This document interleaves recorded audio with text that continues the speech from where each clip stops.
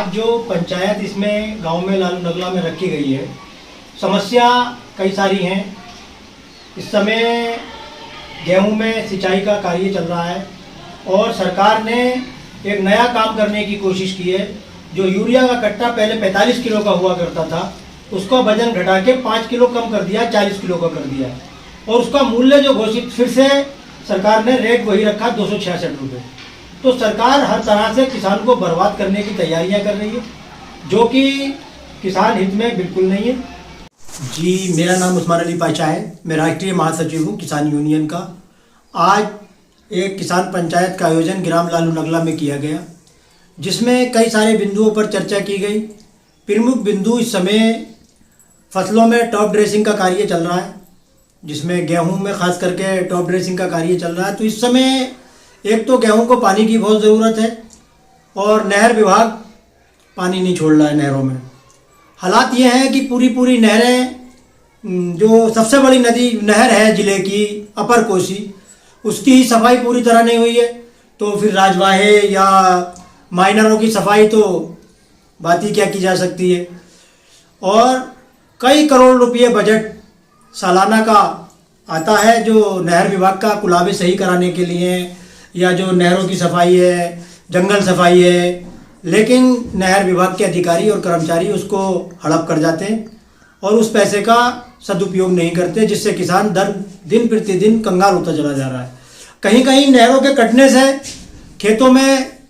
किसानों के खेतों में जल भराव की स्थिति उत्पन्न हो गई है। ऐसा कोई प्रावधान नहीं है कि जो अगर किसान के खेत में नुकसान हुआ है तो नहर विभाग उसका मुआवजा दे। तो जब ये गलत काम किसने किया है तो उसको मुआवजा देना पड़ेगा। दूसरा, सरकार द्वारा यूरिया की जो प्रति बोरी 45 किलो वजन हुआ करता था, उसका मूल्य 266 रुपये प्रति क्विंटल था।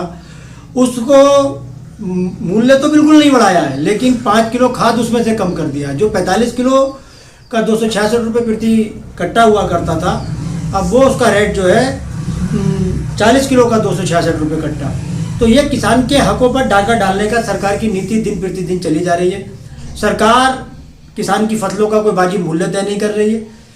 किसान दिन प्रतिदिन परेशान होता चला जा रहा है। अभी पिछले जो था कृषि अध्यादेश 2020 जो सरकार लेकर आई थी, उसको लगभग 23 महीने किसानों ने आंदोलन चलाया।